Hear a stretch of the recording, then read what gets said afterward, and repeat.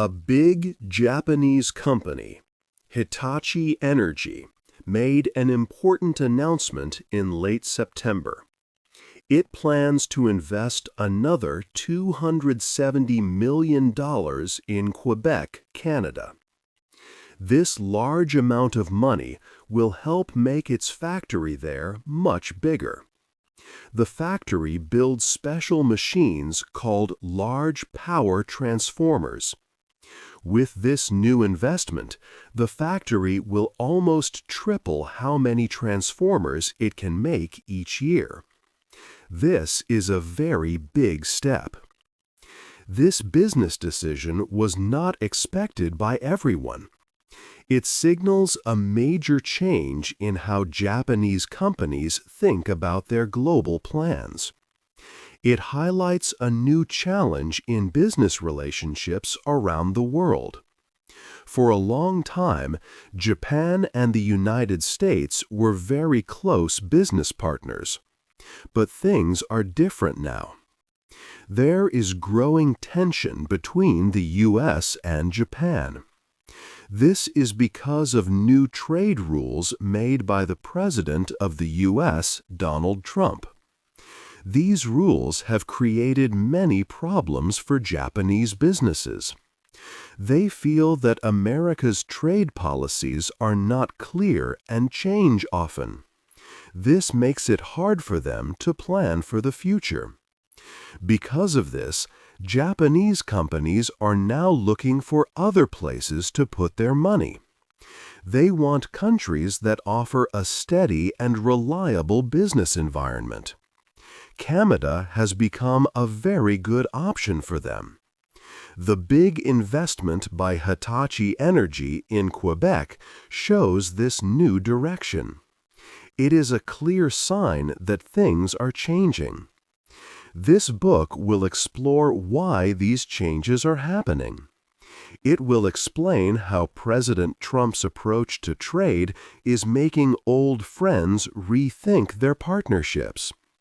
It will show how a single business decision, like Hitachi Energy's choice to invest more in Canada, is part of a much larger story. This story is about global power, who controls it, and how much trust countries have in each other. 2. A big change.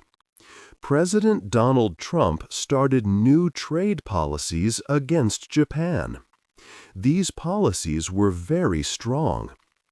In July 2025, President Trump put 25% taxes, called tariffs, on many Japanese products.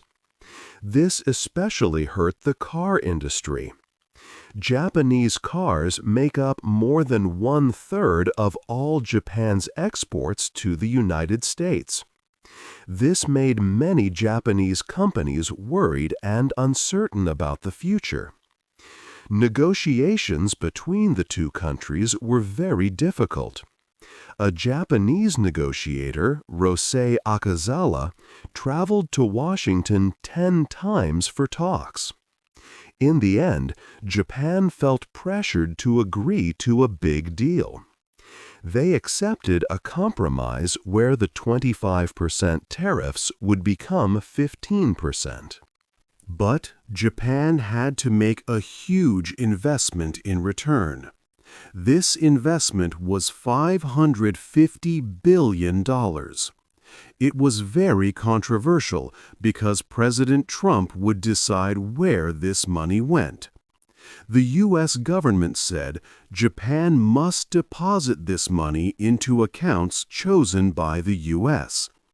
They also stated that 90% of the profits from these investments would go to the United States. However, Japanese officials understood the deal differently. They saw it as a mix of investments, loans, and loan guarantees. They believed profits should be shared based on risks and contributions from both sides. This difference in understanding caused much anger and confusion in Japan. Many people were upset with America's demands. Sanae Takaichi, a strong voice in Japan, said Japan should not accept any unfair parts of the deal. She even suggested renegotiation. This showed the growing resistance to American pressure. A survey later revealed that almost 90% of Japanese companies expected Trump's policies to negatively affect their business. This big change in trade rules created a lot of trouble and worry for Japan. 3. Japan is worried. Japanese businesses and people were very unhappy. They reacted strongly to President Donald Trump's new trade rules. Companies started to feel a lot of stress. They worried about how these rules would change their work. A survey by Reuters in February 2025 showed how bad things were. Almost 90% of Japanese companies believed that President Trump's policies would hurt their business. This was a big jump from before. Most companies said that the new tariffs, or extra taxes on goods, were the biggest problem. One manager from an information services firm said, "Increasing protectionism only harms the global economy."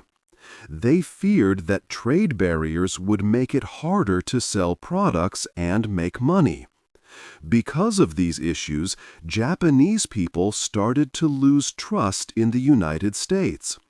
They no longer saw the U.S. as a stable and reliable partner.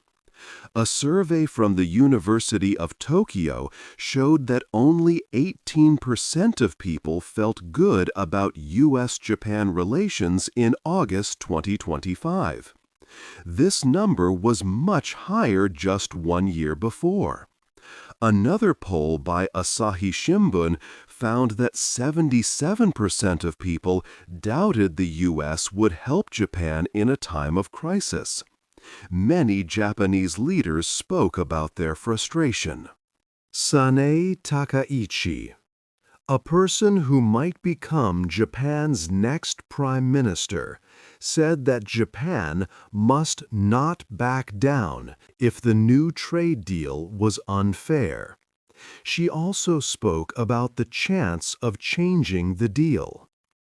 Japanese negotiators openly said that what the United States was asking for was completely unreasonable. They felt that the American government's logic was wrong. One Japanese lawmaker also said that Washington was just randomly firing shots, hurting friendly nations. This showed how deeply concerned and frustrated Japan had become. 4. A new friend in Canada. Japanese companies began to search for new places to invest their money. They needed partners that were reliable and had clear rules. Canada quickly became a very attractive choice for them. The business world in the United States had become hard to predict. President Donald Trump's trade policies often changed without much warning. These changes made Japanese companies feel unsure about making big investments in America. They worried about new taxes or rules appearing at any time, creating stress for long-term planning. Canada, however, offered a much more stable environment. Its business rules were clear, and government policies were consistent. This reliability was extremely important for companies that needed to plan many years ahead. Japanese businesses felt safer and more confident investing in Canada, seeing it as a partner that offered long-term stability. The economic friendship between Japan and Canada grew significantly. The two countries started to work together more closely in several key areas. They made new plans for cooperation in green energy, artificial intelligence, digital trade, and important natural resources. This strong partnership helped increase trade between Japan and Canada a great deal. Many large Japanese companies joined this new movement. For instance, Toyota, a car manufacturer, invested in making electric vehicles in Quebec. Panasonic, an electronics company, put funds into clean energy research in Alberta. Mitsubishi, another firm, partnered with Canadian companies to extract critical minerals, ensuring a stable supply for Japan's industries. Canada's rich natural resources were another major reason for this shift. The country has large amounts of important minerals like lithium, cobalt, and graphite. These are essential for making modern batteries and other clean energy technologies. Access to these resources helped Japan make its supply chains more secure and less dependent. Because of Canada's stable policies, its growing economic partnership, and its abundant natural resources, it quickly became a trusted new friend for Japanese businesses. This showed that companies wanted security and clear rules above all else. 5. The president is angry. President Donald Trump was very angry. He saw that Japanese companies were looking for new places to invest, not in the United States. He wanted Japan to put more money into America, especially after he pushed for a new trade deal. But Japan was making other plans, and this made him very upset. He felt Japan was not doing what he wanted. Trump often used his social media platform, Truth Social, to express his feelings. He wrote strong words about Japan there. He called Japan spoiled, saying they took advantage of the United States. He even mentioned that Japan refused American rice, despite having a shortage of their own. These comments were very public and direct. He wanted Japan to feel the pressure and change its actions. However, Trump's angry words had the opposite effect. Instead of bringing Japan closer, his threats and aggressive language pushed them further away. Japanese leaders and business people did not like being called names or feeling disrespected. They started to lose trust in the U.S. as a stable and fair business partner. They saw his approach as hostile, not helpful. A clear example of this change was Hitachi Energy. This major Japanese company decided to invest a large amount of money, $270 million, to expand its factory in Quebec, Canada. This big announcement came just days after President Trump officially signed his new trade agreement with Japan. It was a strong symbol. It showed that Japan was not going to let Trump's demands control all their business decisions. The investment in Canada was a clear sign of Japan's new strategy. They were actively seeking stable places to do business, away from the unpredictable policies and angry comments coming from the American president. Trump's attempts to use anger and threats did not work. They only strengthened Japan's decision to look for partners like Canada. Japan was quietly moving its business focus, and the president's anger inadvertently sped up this shift. This made his frustration even greater, but it was a consequence of his own actions. 6. A careful plan. Japanese companies were making very careful plans for the future. They saw that the world was changing quickly. Because of President Donald Trump's new trade rules, they felt less sure about putting their money in the United States. They wanted to avoid big risks and find more stable places to grow their businesses. This cautious approach was seen across many different industries in Japan. Car makers, electronics companies, and even firms in the energy sector started to change their business strategies. A survey showed that almost 90% of Japanese companies expected President Trump's policies to negatively affect their operations. To deal with this, 16% of them decided to be more careful with their new investments in the U.S. Another 80% decided to keep their current plans, but with much more care and watchfulness. For example, companies that make cars, like Toyota, began to increase how much they produced in their factories inside the United States. At the same time, they made less in their factories back in Japan. This strategy helped them to reduce the amount of tariffs they had to pay on products coming from Japan.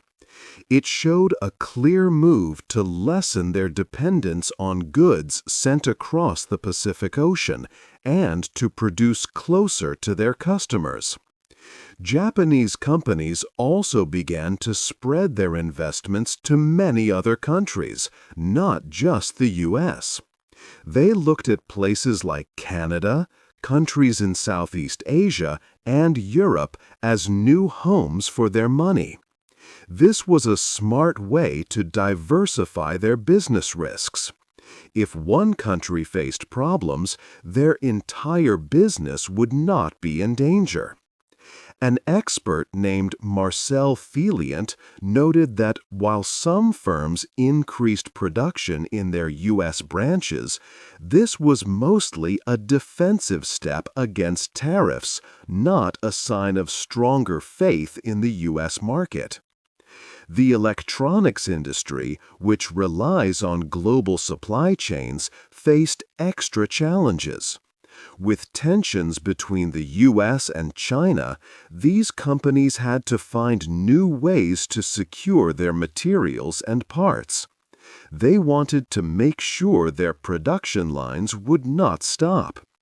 Even in the energy sector, Japanese companies sought new suppliers. They wanted to avoid relying too much on one source, especially if that source came with political demands. These careful plans clearly showed that Japanese businesses were adapting to a new global landscape. They were actively seeking stability and new, reliable partners to protect their long-term growth. 7. A weaker America. The choices made by Japanese companies like Hitachi Energy show a bigger change happening in the world. America's aggressive trade policies, led by President Donald Trump, are pushing its friends away. These policies create an uncertain business environment. This makes other countries see the United States as less reliable.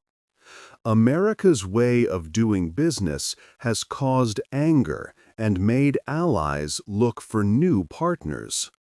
This damages America's place in the world and its good reputation. Other countries, especially Canada, are now gaining a lot from America's actions. Canada offers a stable and clear business environment, which Japan likes. This is very different from the changing and often unclear rules in the United States. Canada's strong support for global trade rules and its stable government make it a good choice for long-term investments. While the U.S. used to be seen as a long-term, reliable partner, Japan now sees Canada in this important role. The trust between the United States and Japan is becoming weaker. This is not only about trade deals, but also about deeper friendship and shared goals.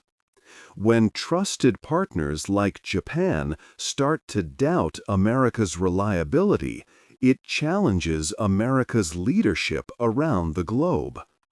This means America might lose its power to lead in world business, new technologies, and setting global standards.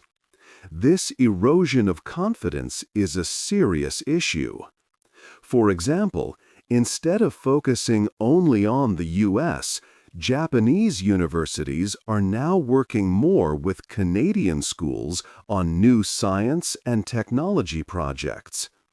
These include important areas like climate science, robotics, and biotechnology.